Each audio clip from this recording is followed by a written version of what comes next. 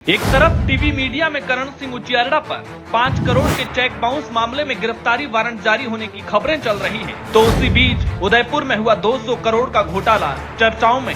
दावा है कि जोधपुर से चुनाव लड़ रहे करण सिंह उचियारड़ा ने 200 करोड़ की जमीन को सत्ता की हनक और पैसों के दम पर कब्जा कर लिया। ये तस्वीरें उदयपुर के मोहनलाल सुखाड़िया सर्किल के पास की है। 75,000 वर्ग फीट की जमीन के चारों ओर दीवार है और दीवार पर लिखा है ये जमीन Girnar hotel private limited Jodhpur की निजी संपत्ति है। अब जरा इस होटल कंपनी के डॉक्यूमेंट देखिए।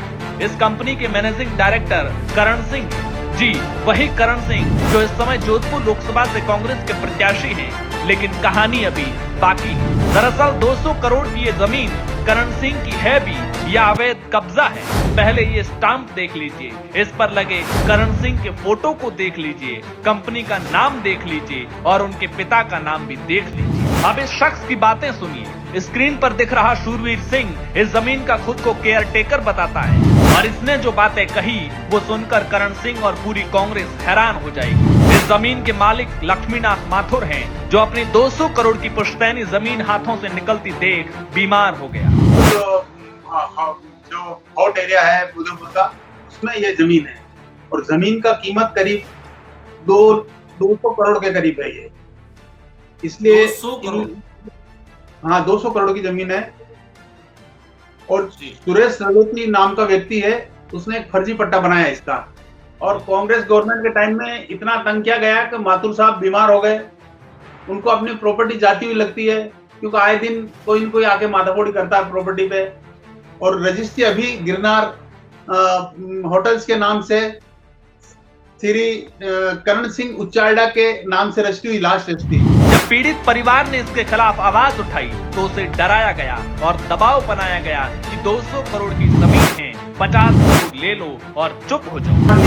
नितेंद्र पाल सिंह है, पूर्व इसमें यूएलटी में सेक्रेटरी थे, उन्होंने यही कहा कि आप जमीन बेच दो, आप इस पचड़े मत पड़ो, क्योंकि ये इसमें बहुत बड़े बड़े नेता हैं, ये हमारी भी नौकरी का सवाल है, हम आपको पेमेंट करा देते हैं, आप किसी की शिकायत मत करना, हम आपका क्लियर करा देते हैं।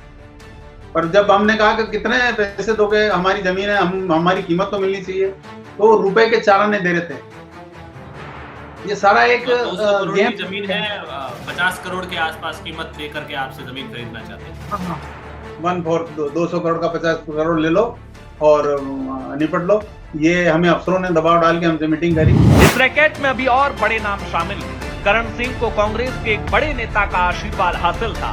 पीड़ित ने इंटरव्यू में नाम तो नहीं लिया, लेकिन ये साफ कहा कि करण सिंह खुद को राजस्थान के पूर्व उप मुख्यमंत्री का आदमी बताता था। यही वजह थी कि इस डर के आगे जब तक राजस्थान में कांग्रेस की सरकार थी, हम चुप रहे। किन किन और किसी नेता का जिनको आपको लगता है इसमें इन्वॉल्वमेंट था? सर नाम तो मैं नहीं लूंगा, पर जिसने अभी इनको टिकट दिलाया है, जो पूर्व उप मुख्यमंत्री थे, उनका बहुत नाम लिया जाता था कि हम उनके आदमी हैं और हम चाहे जो कर सकते हैं, हमारे पास सब धन बल सब कुछ है। 200 करोड़ की जमीन पर कब्जा ये एक मामला नहीं है, ऐसे कई और मामले भी हैं और जनता अब दबी जुबान बोलने भी लगी। इसको क्या है कि ये सबसे पहले निसार एंड सागर प्रॉपर्टी के नाम से एक बंदा है, जिन्होंने प्लॉटिंग कटिंग की थी। कटिंग करने के बाद ये प्लॉट हमारे नाम थे। उन्होंने क्या आगे से आगे करण सिंह उचियारड़ा को 8 करोड़ रुपए में बेच दी। फिर उन्होंने आशापूर्णा वैली इसको डेवलप करके अपने नाम से डेवलप कर दी। इनके खिलाफ हमने 110 मुकदमे किए, 110 मुकदमे, जाकर आपके पास ये पन्ना पड़ा पूरा, कई मुकदमे इन्होंने अपने दबाव में हटवा लिए।